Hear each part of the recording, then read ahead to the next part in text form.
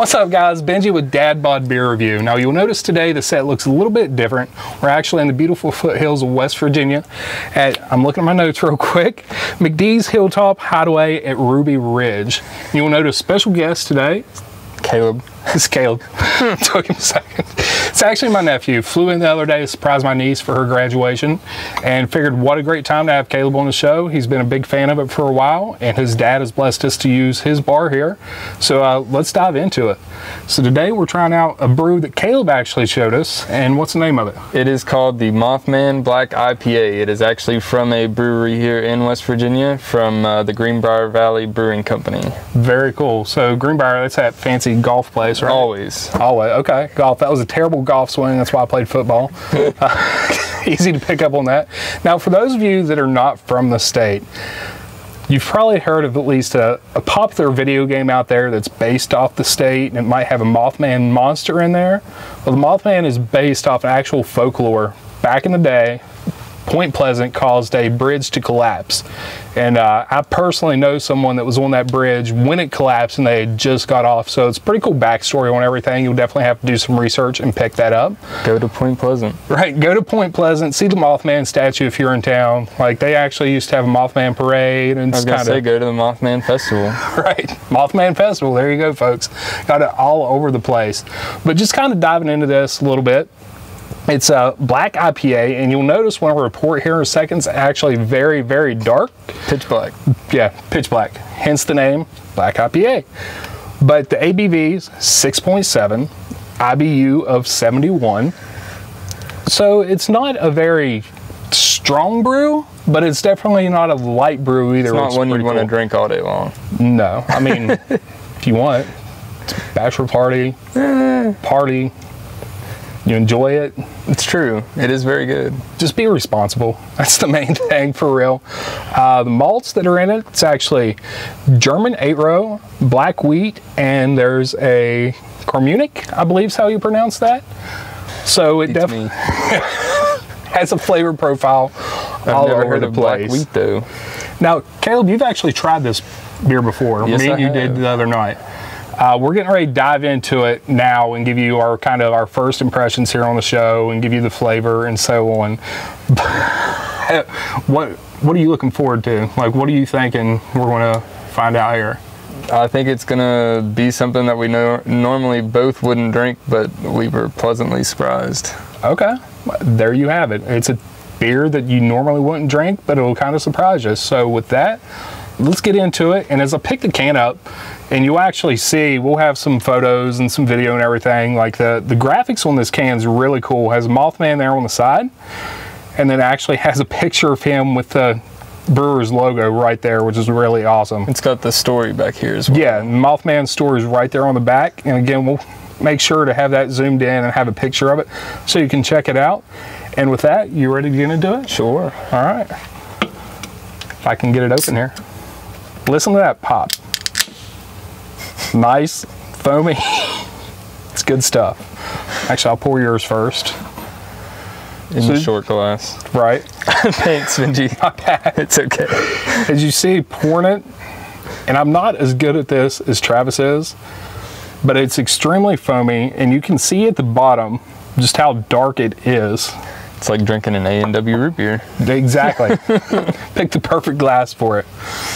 I'll try and be a little bit better on this one. There you go. As it's getting poured in, you can see just how dark it is. Usually the beers that we pour is nice golden color. Not that dark. No, and here, Unless I'll top you off like a little bit. A stout or something like that. So give that time to kind of settle down a little bit. And, Mothman, man. So have you saw him? I haven't seen him, but I hear he's out there. He's out there. So while we're letting this settle, I got to tell you guys a quick story. It's pretty funny. Used to work on the river for AP years ago, and we were doing tow work in Point Pleasant, where this folklore actually started from all those years ago. And we were telling a buddy of ours about it. And keep in mind, at the time, the guy was late 20s, early 30s, full-grown guy, and he was starting to get freaked out. I was like, what? Are you kidding me? Mothman? Like, what are you talking about? We're doing tow work. It's about 1 o'clock in the morning, pitch black, like, just can't see anything. Right. Headlights on, headlamps rather. We're doing toe work in the gunnels and making sure everything's strapped together. As we're doing that, the mate looks at me and him, and I knew what he was going to do, but he's like, dude, I got to go up to the next coupling. I'll be back in a second. So he went up to the next coupling, and instead of walking back down where he left from, he decided to turn the red light on his lamp and walk really slowly on the cover tops and look down over at the guy. Poor new guy. Yeah, poor new guy. I'd never seen a grown man scream so much in my life. Lord. It was great. He hated us forever, but you know, he'll get over it. It was worth it. So with that being said, looks like you have a little bit more beer than me. Probably. It's went down a little bit, but let's say cheers. Try it out. Cheers.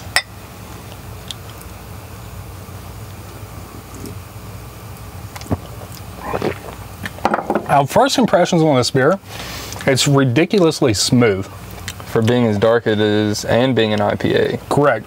And fun fact, Caleb has a little bit more knowledge on beers than I typically do. He's up there with Travis. Maybe. Yeah, close to it. Not quite there yet, but he's definitely on his foottails. But yeah, most darker beers has that traditional hoppy flavor, traditional just beer flavor. Chocolate, coffee. Right. But with this, what would you compare it to? There's not really anything to compare it to. It's different. It's like a stout and an IPA were mixed together, I guess. Right. You get a little bit of chocolate. I don't really taste a whole lot of coffee, but it's still hoppy, so it's still good. Yeah, so it's still good. There you go. It's still hoppy and it's still good.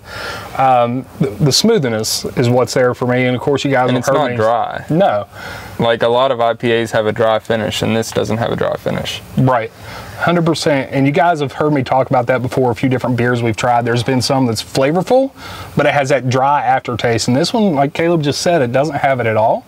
It's just really smooth from start to finish, and you can continually drink it with no issue, which is what I'm going to do. Right. Why Caleb says something about the Mothman. Me and Olivia did go to the Mothman festival one year, and it was it was a little bit interesting. Right. We had a good time, but there were definitely some weirdos out there. Okay. All right. There you have it, folks. If you believe in folklore, no opinions given one way or the other, because that stuff's kind of cool sometimes. Correct.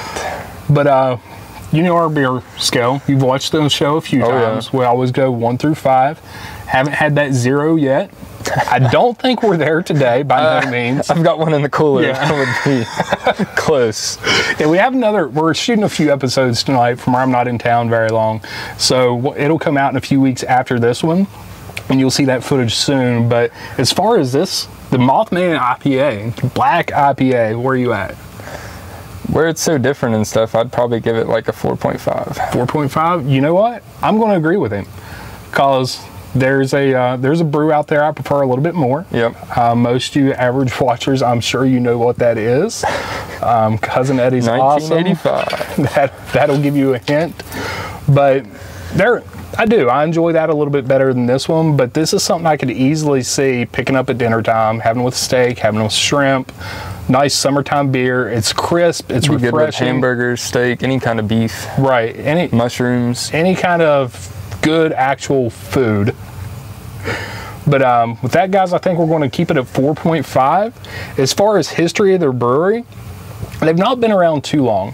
Relatively new. Yeah, relatively new. Past, I don't want to tell you how many years, because I didn't see it on their website when we were doing the initial research.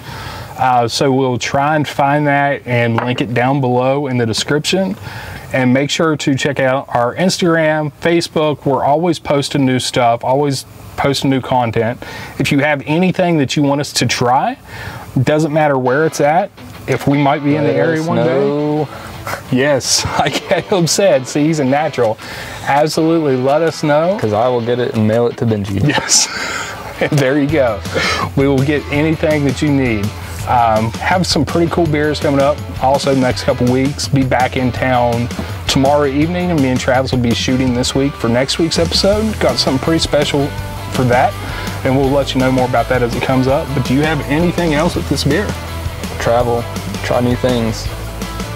There you have it. Travel, try new things, and stay away from the Mothman unless it's the beer. With that, guys, have a great weekend and happy drinking.